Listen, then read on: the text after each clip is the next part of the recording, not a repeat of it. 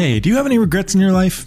The Alters knows that you do, and that's why its sci-fi story about morally and ethically questionable cloning on a wildly inhospitable alien planet hits home. It's comparable to a playable Black Mirror episode that envisions technology run amok. Science has granted us the ability to talk to versions of ourselves who took the road we didn't travel. It then asks, what if some of those people hate your guts? Tell me what's going on. What have you done to my body? Also, what if this is the product of a mad scientist and/or corporate exploitation? Combined with a simple but effective resource harvesting and base management balancing act, as well as the constant specter of approaching death by a scorching sun, it's an effective pressure cooker of both interpersonal and environmental hazards.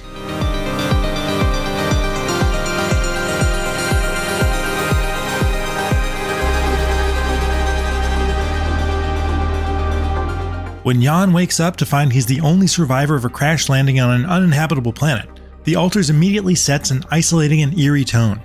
This planet is remarkably and literally otherworldly, and those splashes of color and distortions are created by this universe's brand of unobtainium called Rapidium. That striking feature on the horizon is the expedition's mobile base. There's a palpable sense of urgency as you scrape together enough resources to survive and get the base moving before the sun comes up and broils the surface. It's not difficult to extract enough organic resources to feed Jan and fuel the base. It's kind of a light version of resource games like Satisfactory. But you do have to keep an eye on the clock to make sure you're not overworking on or exposing him to too much nighttime radiation. The planet's surface is also littered with radioactive anomalies that are initially all but invisible until you're right on top of them. So navigating this maze-like map has a fair bit of tension to it, even though there are no actual aliens trying to eat you. Soon you develop tools to make those anomalies easier to deal with what feels like a Ghostbusters proton pack. However, it pretty quickly throws new and unexpected types at you that mess with your perception and make you approach them in different ways. That kept me on my toes. When you enter the base, the Alter shifts perspective to this diorama-like view. That instantly gave me XCOM or Fallout Shelter vibes, except here you can actually run around as a character within it.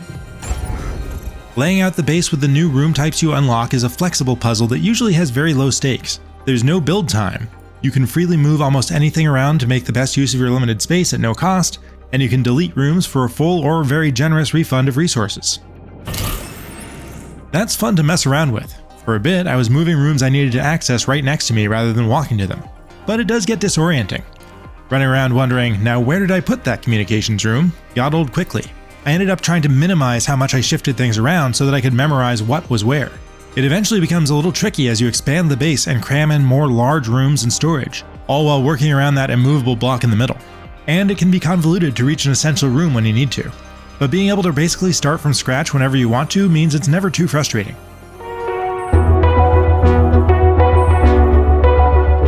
One of the first and most important rooms you'll build is the womb, which your ethically questionable corporate middle managers tell you to set up to kick off the Alter's big experiment. The Rapidium's there. Use it. Make more versions of me. Combined with Rapidium and a quantum computer that reaches into a map of Jan's formative memories and stimulates the life he would have had if he had made different choices, it creates clones of him with different specialties and philosophical differences. Do you, remember your name? All of them share an abusive father and a loving mother, but where they went from there changes drastically based on choices like if they left home, went to school, sold their house, met their wife, and other pivotal moments.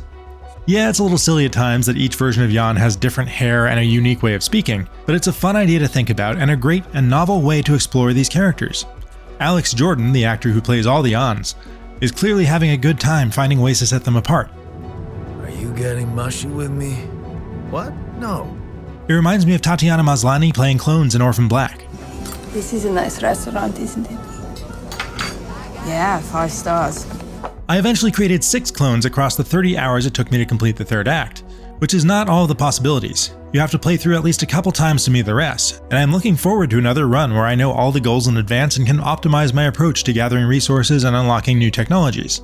This turns the Alters into a management game of assigning your team of specialists according to their strengths, but you rarely have enough people to do everything you want as efficiently as you'd like.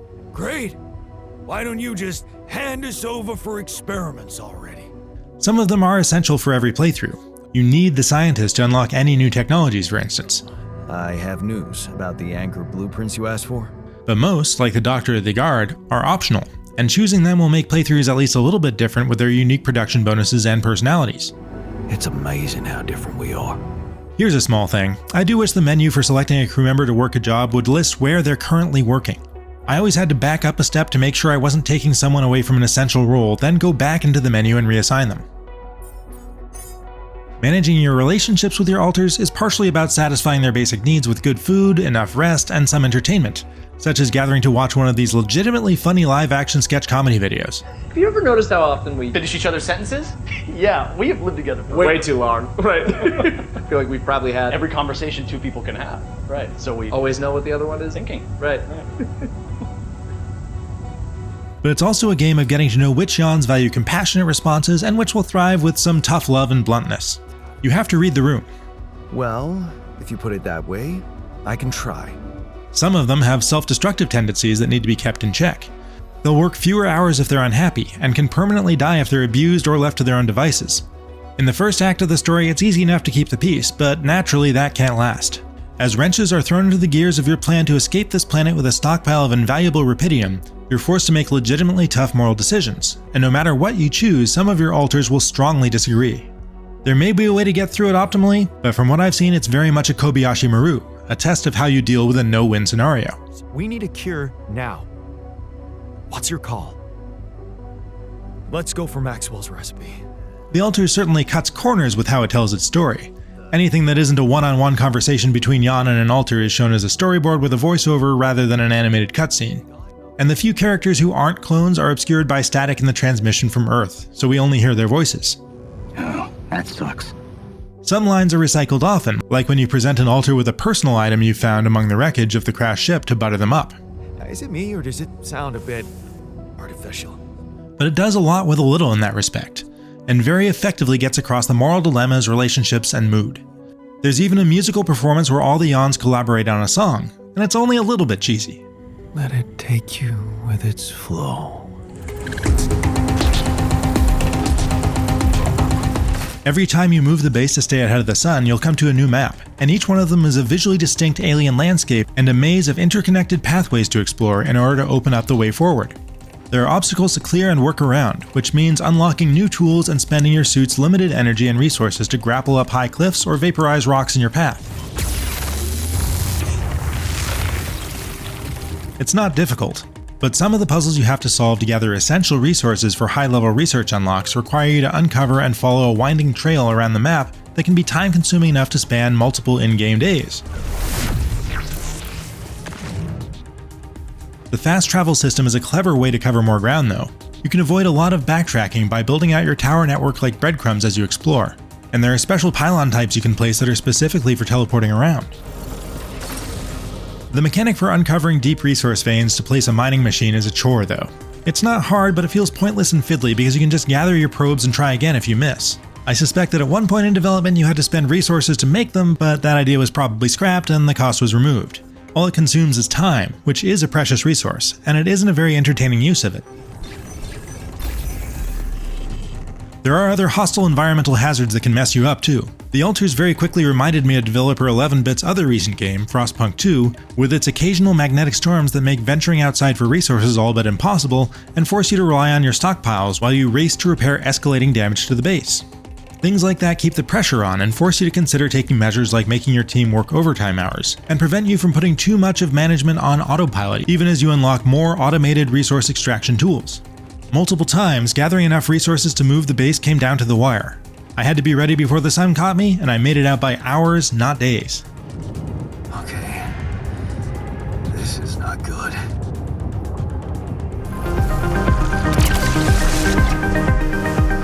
The Alters is a highly atmospheric sci-fi character study of one man who meets the effects of formative choices he's made throughout his life face to face.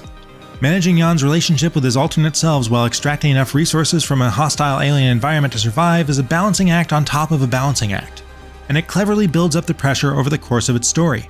Exploration of these barren but eye-catching maps presents a series of puzzles and threats without resorting to blasting aliens, and the conversations and moral dilemmas that arise from Yawn's clones are a novel way to approach a game like this. Mark my words. It's downhill from here. It's clearly not a big budget game with resources to throw at things like cinematics and character models, but it does a lot with a little to tell its story effectively, and its interface quirks don't get in the way of that. For more, check out our reviews of the Fantasy Life I, The Girl Who Steals Time, and Elden Ring Night Rain. And for everything else, stick with IGN. I gotta go offline now. Best of luck. L7 out.